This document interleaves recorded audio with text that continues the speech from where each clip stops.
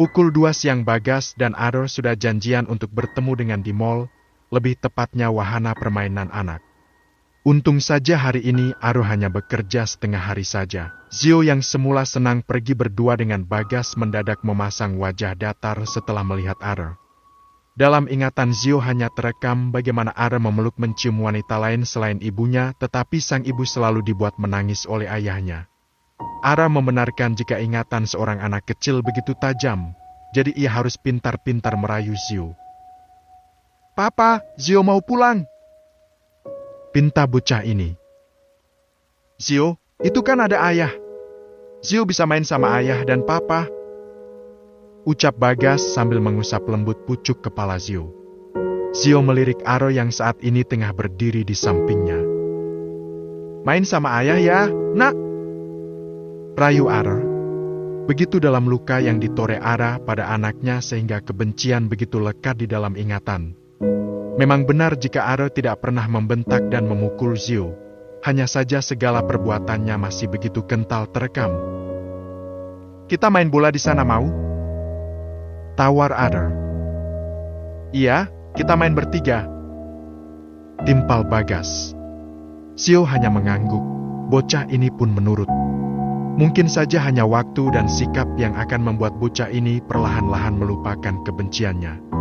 Awal mulanya Zio tidak begitu bersemangat saat bermain, tapi lama-kelamaan bocah ini mulai mengeluarkan tawanya.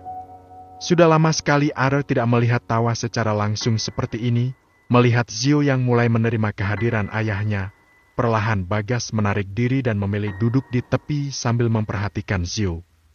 Setelah puas bermain, Zio langsung menghampiri Bagas, begitu pula dengan Ara. Ara memberi anaknya minum. Untung saja Zio tidak menolak. "Papa, Zio mau makan es krim," ranyek bocah ini. Sebenarnya dalam hati Ara merasa cemburu karena sang anak lebih meminta kepada Bagas, ayah sambungnya. Tapi, mau bagaimana lagi? Posisinya sekarang sedang memperbaiki diri. Mereka bertiga pun pergi ke salah satu kedai es krim, memesan beberapa macam rasa khusus untuk Zio. Bocah ini merasa sangat senang, ia begitu menikmati es krim miliknya. "Setiap anak berhak bahagia, masalahmu hanya dengan Melati.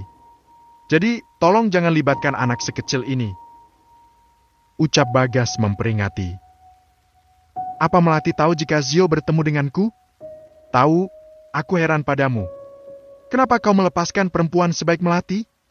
Meskipun dia tidak punya pendidikan, tapi sikapnya seperti orang terdidik," ucap Bagas yang tidak mengerti dengan jalan pikiran laki-laki seperti Aro. "Ini bukan tentang kau atau aku yang pernah menjadi bos dan karyawan. Ini tentang kita sebagai seorang laki-laki. Mungkin kau dan Melati sudah selesai, tapi kau dan Zio tidak akan pernah selesai. Aku yang kurang bersyukur saat Tuhan memberiku istri yang begitu baik. Aku memandang perempuan dari segi fisik dan penampilan sampai aku lupa jika penampilan seorang istri itu tergantung bagaimana para suami merawatnya. Soal penampilan memang butuh uang, tapi jika kau membebankan seisi rumah tangga pada perempuan yang menjadi istrimu, sudah pasti dia akan luntang-lantung tidak terurus." Aro hanya diam sambil menatap anaknya yang sedang asyik makan es krim. "Kelak jika kau ingin menikah, carilah perempuan yang tidak hanya mencintai dirimu tapi juga anakmu. Sekalipun kau dan Melati telah berpisah, jangan biarkan kasih sayang Zio berkurang. Kita adalah orang tua, jadilah bijak untuk anak-anak kita," ucap Bagas menasehati. "Akhir minggu ini aku akan berkenalan dengan perempuan, kakak ipar dari teman kerjaku." Bagas senang mendengarnya, setidaknya Aro sudah tidak lagi mengejar-ngejar Melati. "Ini adalah hari pertama kau kembali dekat dengan anakmu. Manfaatkan kesempatan ini dengan baik, masalah uang tidak harus kau pikirkan. Cukup berikan dia kasih sayang dan perhatian. Terima kasih telah menjadi ayah yang baik untuk anakku," ucap Aro. Saat itu hati dan pikiranku telah dibutakan oleh nafsu dan cinta sesaat. Kupikir orang baru adalah yang terbaik untuk hidupku. Nyatanya yang lama jauh lebih baik. Menyesal pun tidak berguna. Sekarang hiduplah sebagai laki-laki baik agar kau tidak mengulang kesalahan yang sama. Bagas melirik jam yang melingkar di tangannya. "Sudah sore, aku harus membawa Zio pulang sekarang." ujar Bagas. Terima kasih untuk hari ini, Melati begitu beruntung mendapatkan laki-laki baik sepertimu. Selama kau ingin berubah dan berusaha menjadi yang lebih baik, maka aku akan menghargai setiap usahamu. Jawab Bagas. Kemudian pria ini mengajak Zio pulang. Ara menghela nafas panjang. Hatinya terasa begitu lega karena anaknya hari ini mau bermain dengan dirinya. Aku memang buruk di masa lalu, setidaknya aku ingin berubah. Melati, namamu begitu indah mekar di hati. Kau adalah cinta yang tidak bisa aku miliki lagi. Berbahagialah dengan laki-laki yang jauh lebih baik dari aku. Ucap Ara dalam hati. Pria ini pun memutuskan untuk pulang. Ada perasaan lega di hati setelah bertemu dengan anaknya meskipun Ara tahu jika memori rusak itu akan tetap ada di dalam ingatan sampai anaknya besar. Sesampainya di rumah, Melati langsung memandikan Zio, begitu pula dengan Bagas. Wanita turut merasa senang saat Bagas memberitahunya tentang Zio dan Ara tadi. Kata papa, Zio main ya sama ayah? Iya, Zio main bola sama ayah. Jawab bocah itu membuat Melati jujur. Zio senang? Bocah ini hanya mengangguk. Ayah tetap ayah Zio. Jangan pernah membenci ayah ya, nak. Bunda ingin Zio tumbuh menjadi anak laki-laki yang baik. Ucap Melati menasehati. Sekalipun Zio tidak menjawab, tapi bocah ini mengerti apa yang dikatakan bundanya. Setelah mengenakan pakaian, Zio pun menghampiri adiknya yang sedang tidur. Sementara Bagas baru keluar dari kamar mandi. Tetaplah menjadi orang tua yang bijak sayangku. Hatimu mungkin pernah sakit, tapi ada hati lain yang harus kau sembuhkan. Ucap Bagas yang ternyata menguping pembicaraan Melati dan Zio. Dalam hal ini, kau adalah yang terbaik, Mas. Andai bukan karena dorongan dan dukunganmu, mungkin lukaku tidak akan sembuh sampai sekarang. Sahut Melati. Terkadang Tuhan membiarkan kita jungkir balik dalam mencintai seseorang sampai Ia mempertemukan kita dengan orang yang baik. Biarkan masa lalu tetap berada di tempatnya meskipun aku tahu kau tidak akan pernah bisa melupakannya sebab ada anak di antara kalian. Terima kasih telah menjadi suami yang terbaik untukku, Mas. Begitu besar hatimu menerima aku dengan segala kekuranganku. Di saat laki-laki lain membuangku, nyatanya masih ada kamu, laki-laki sempurna yang memungutku. Bagas tersenyum kemudian mengecup kening Melati. Begitu besar cinta dan kasih sayangnya sampai Bagas rela melakukan apapun demi kebahagiaan Melati. Lihatlah, betapa beruntungnya wanita yang pernah tersakiti ini. Hari yang ditunggu Ara telah tiba. Malam ini ia menghadiri undangan makan malam di rumah Arfan yang akan memperkenalkannya dengan kakak iparnya. Begitu kagum Ara melihatnya karena perempuan ini begitu cantik dan ramah, ditambah lagi ia seorang guru sekolah dasar. Selesai makan malam, Ara mengajak Intan pergi berkeliling sebentar. Pria ini mengajaknya duduk di taman yang berada di pusat kota. Tempat yang cukup ramai, Ara mengajak Intan duduk di salah satu kursi teralis yang ada di sana. Jadi, Mas Ara sekarang tinggal sendirian? Tanya Intan yang penasaran. Iya, sejak ibu meninggal, aku tinggal seorang diri. Anakku ikut sama mantan istriku. Jawabnya jujur. Intan mengangguk, suasana di antara keduanya mulai hening. Ara sedikit merasa sulit mencari topik pembicaraan sebab Intan bukan perempuan yang cerewet. Besok kamu ngajar? Tanya Ara. Iya, tiap hari ngajar. Libur cuma hari Minggu aja. Jawab Intan. Kenapa mau jadi guru? Karena aku suka sama anak-anak. Aku merasa hidupku menjadi ramai jika bersama anak muridku. Kamu sangat keren. Puji Ara. Intan hanya tertawa menanggapi pujian dari Ara. Mereka pun memutuskan untuk pulang karena hari mulai larut malam. Setelah mengantar Intan pulang, Ara juga langsung pulang. Hanya saja ia kembali sial sebab Selia kembali menunggu di depan rumahnya. Ara benar-benar tidak mengerti apa yang harus ia katakan pada Selia jika dirinya sudah tidak lagi mau dengan Selia. Aku tidak tahu lagi harus berkata apa padamu. Sepertinya kau ini tidak paham dengan bahasa manusia. Ucap Ara begitu geram. Saat kau kesepian, aku selalu ada untukmu. menemanimu bahkan memuaskan segala hasratmu. Lantas, kenapa sekarang kau membuangku seolah kau lelaki paling sempurna? Celia, sebenarnya saat aku bersamamu adalah sebuah kesalahan. Kau dan aku telah selesai. Jadi, kumohon dengan sangat tolong jangan ganggu aku lagi. Cukup jalani hidup masing-masing. Celia tertawa mendengarnya, sampai kapanpun ia tidak akan melepaskan Ara begitu saja. Ibarat peribahasa, kau adalah tebu. Habis manis sepah dibuang. Dasar laki-laki bajingan. Aku tidak peduli. Sekarang pergilah dari rumahku. Usir Ara kemudian mendorong Celia. Ara masuk begitu saja ke dalam rumahnya tanpa menghiraukan sumpah serapah dari mantan istrinya. Dengan perasaan kesal, Celia pergi dari rumah Ara. Tapi, tiba-tiba saja dua orang menariknya masuk ke dalam mobil lalu membius Celia sampai tak sadar. Mobil berwarna hitam yang telah mengintai Celia sejak tadi kini telah berhasil menculik Celia.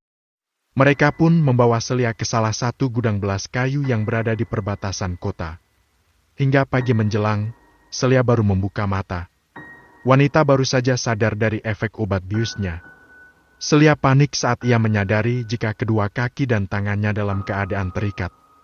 Dipandangnya ke sekeliling, ruang kotor dan pengap membuat Celia semakin merasa panik. "Tolong! Tolong!" Teriaknya berulang kali tapi tidak ada satupun orang yang datang menolongnya. Celia berusaha melepaskan ikatan di tangannya, tapi tetap saja tidak bisa. Bahkan sampai kedua pergelangan tangannya lecet, ikatan tersebut masih erat. Terdengar seseorang membuka pintu, pandangan mata Celia langsung tertuju ke arah pintu. Mata wanita ini melebar saat ia melihat siapa masuk ke dalam. "Markis, tolong lepaskan aku," pintanya.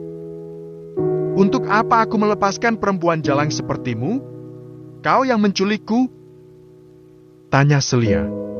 Markis tidak menjawab, pria ini justru tertawa. Ia maju 4 langkah menghampiri Celia kemudian. 2 kali Markis menampar wajah Celia hingga sudut bibirnya pecah. Celia hanya menjerit kesakitan tanpa bisa mengusap wajahnya. "Gara-gara kau, istriku menceraikan aku," ucap Markis dengan nada menekan. "Dasar perempuan jalang dan murahan," hardik pria ini.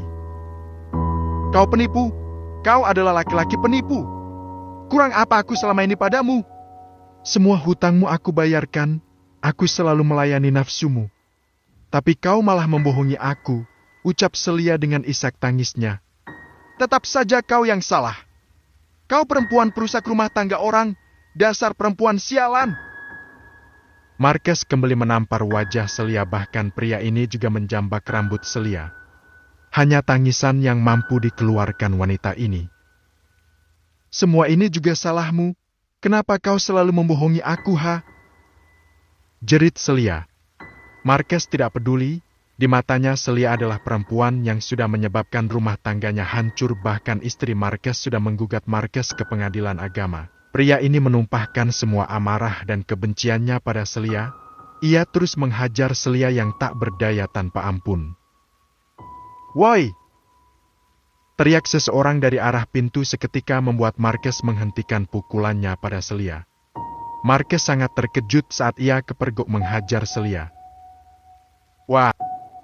ucap salah seorang pria yang ternyata mereka adalah warga sekitar yang sudah curiga sejak malam saat ada sebuah mobil yang keluar masuk ke dalam area gudang tua ini. Markis yang panik berusaha ingin melarikan diri. Tapi tetap saja tidak ada jalan keluar, ia dihadang 5 orang warga setempat. Markis yang mencoba melawan seketika nyalinya menciut setelah salah seorang warga mengeluarkan senjata tajam.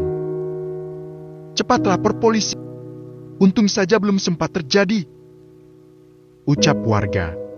Untung saja gudang ini berada di pinggir jalan raya yang bertepatan dengan perbatasan kota sehingga lebih mudah bagi mereka untuk mencari polisi yang sedang berjaga di pos perbatasan. Markis yang sudah ditahan oleh warga hanya bisa pasrah sekarang.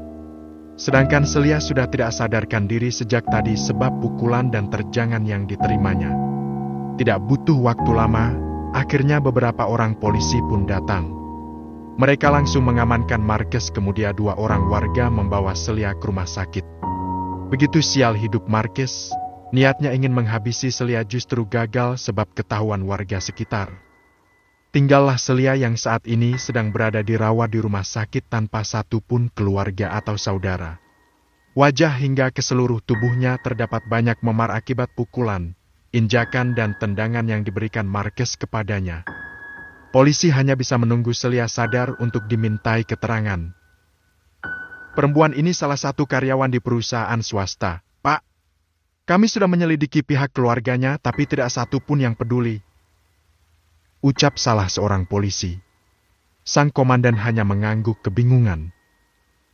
Latar belakangnya motif dendam. Telat sedikit sudah pasti jadi mayat.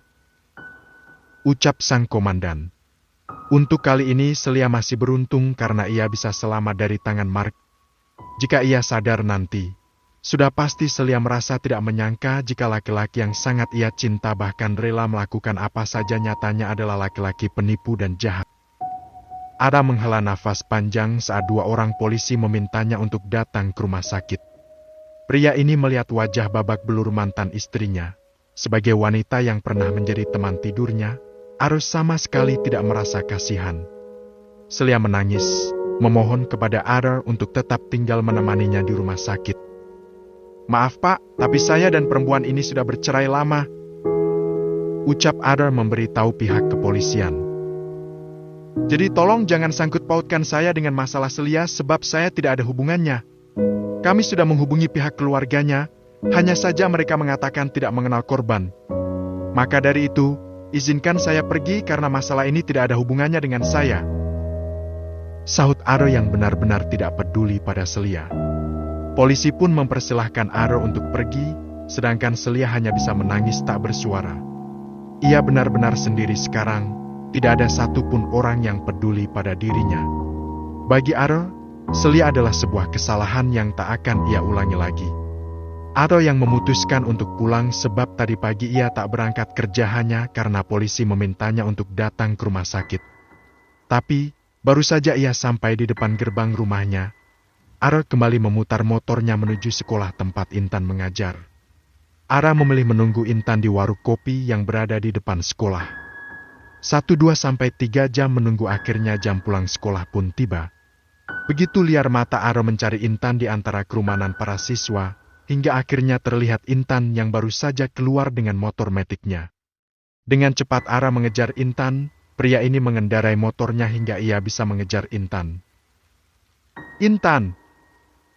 Panggil Ara mengejutkan wanita ini. Loh, Mas Ara dari mana? Nunggu kamu dari pagi, makan siang bareng yuk. Ajak Ara. Boleh, di kafe depan jalan sana ya. Ujar Intan. Ara mengiyakan, mereka pun sama-sama menuju kafe yang ada di ujung jalan. Tidak sampai 5 menit, akhirnya mereka sampai juga. Keduanya sama-sama memesan makanan dan minuman. Mas Ara kok bisa ada di depan sekolah? Ngapain? Sebenarnya tadi pagi niatnya kerja. Cuma ada polisi datang meminta aku untuk datang ke rumah sakit. Ngapain? Tanya Intan yang penasaran. Ara pun menceritakan apa yang sudah terjadi pada Intan. Wanita ini dapat melihat ekspresi ketidaksukaan Ara pada mantan istrinya. Jadi, sekarang mantan pacarannya itu di penjara dong? Sudah pasti berat hukumannya, apalagi terencana. Kok ngeri ya, Mas? Semoga mantan istrimu baik-baik saja. Ucap Intan yang turut prihatin. Ara tidak menanggapi. Pria ini hanya sibuk dengan makanan yang baru saja dihidangkan. Keduanya makan saling diam. Ini adalah kedua kalinya Ara dan Intan bertemu. Sama halnya dengan Bagas yang sedang makan siang bersama Hendra, bedanya pria ini tanpa sengaja bertemu dengan Ala yang ternyata juga makan siang di restoran tersebut. Dengan penuh percaya diri, Ala duduk tanpa permisi di meja Bagas dan Hendra. Hah? Mau apa kau di sini? Kau, tegur Hendra. Pergilah sebentar, aku ingin bicara pada Bagas. Pinta Ala yang tak bermalu. Hendra yang mendapatkan kode dari Bagas mau tidak mau harus berpindah meja. Bagas yang penasaran mencoba memberi kesempatan Allah untuk bicara. "Kita tidak punya urusan lagi. Apa maumu?" tanya Bagas dengan wajah datar. 3 tahun aku bekerja di perusahaanmu, bersikap baik dan aku berusaha memberikan yang terbaik dengan segala perhatianmu. Tapi kenapa kau tidak pernah sekalipun menoleh padaku? Apa kau ingin membuat judul sekretaris jatuh cinta pada bos? Tanya Bagas. Yang kau berikan kepadaku adalah bentuk pengabdianmu sebagai seorang karyawan. Jadi, kenapa aku harus bersikap berlebihan padamu sementara kau digaji di perusahaanku? Allah merasa malu dengan ucapan Bagas. Untuk beberapa saat wanita ini hanya terdiam. Jangan mengharapkan sesuatu selalu berpihak kepadamu, ucap Bagas. Tapi aku ini perempuan berpendidikan dan sempurna. Kenapa kau justru memilih seorang janda? Bagas sedikit melebarkan matanya. Jika istriku seorang janda, kenapa memangnya? Perempuan berpendidikan atau tidaknya tergantung dari cara dia bersikap. Dengan sikapmu seperti ini, apa kau sudah seperti perempuan berpendidikan? Bagas membalik pertanyaan dari Allah. Wajah Allah terasa sangat tebal, wanita ini hanya bisa tertunduk malu sekarang. Sesama perempuan, kenapa harus menghina perempuan lain? Istriku memang tidak sekolah setinggi yang kau punya, tapi dia sangat pantas menjadi istri dan ibu dari anak-anakku. Jika kau masih punya rasa malu, maka pergilah sekarang, usir Bagas. Tanpa mengatakan sepatah kata pun, akhirnya Allah pergi begitu saja. Niat hati ingin menunjukkan kepada kedua temannya jika ia dekat dengan seorang bos justru dibuat malu. Hendra yang melihat Allah pergi, ia langsung kembali ke meja Bagas.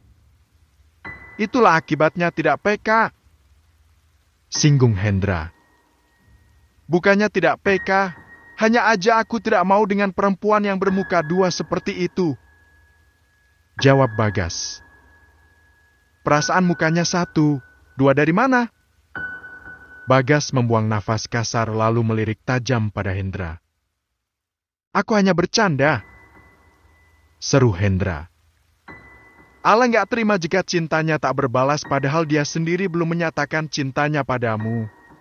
Kenapa tidak kau saja? Aku juga tidak mau dengan perempuan yang bermuka dua seperti itu, jawab Hendra lalu kedua pria ini tertawa. Kedua pria ini segera menyelesaikan makan siang mereka kemudian kembali ke kantor. Sebenarnya ada beberapa perempuan yang masih mengejar Bagas sebab pria ini kaya. Kembali pada Ara, ia dan Intan masih bersantai di kafe. Banyak hal yang mereka bicarakan, Intan juga menceritakan jika dirinya pernah gagal menikah. Begitu pula dengan Ara, pria ini juga menceritakan perjalanan hidupnya dan kesalahannya. Yang membuat Ara senang ketika Intan tidak mempermasalahkan masa lalu Ara jika pria ini mau berubah. Bagaimana jika hari Minggu kita pergi jalan-jalan tapi ngajak anak kamu? Ujar Intan memberi saran. Ya, tapi kalau anak aku mau ya? Dirayu saja dulu, anak kecil itu harus diperlakukan dengan kelembutan. Dibandingkan aku, anakku lebih sayang dengan papa, sambungnya. Ucap Ara merasa sedih. Hanya saja, papa sambungnya begitu baik, terkadang dia membantuku untuk bertemu dengan anakku. Terkadang Tuhan menegur kita pada kesalahan yang kita perbuat agar kita mau berubah dan memperbaiki kesalahan. Setelah aku kehilangan istri, anak dan ibuku serta rumah tangga yang hancur, baru aku sadar jika sesuatu yang kita miliki harus disyukuri. Tidak ada pribadi yang bersih, cukup jangan ulangi kesalahan di masa lalu sebab kita tidak tahu kehidupan seperti apa yang akan kita jalani di masa depan. Jadilah orang baik menurut versimu sendiri, ucap Intan yang menasehati Ara. Begitu tenang hati Ara, sekarang ia memiliki lawan bicara yang mengerti tentang dirinya.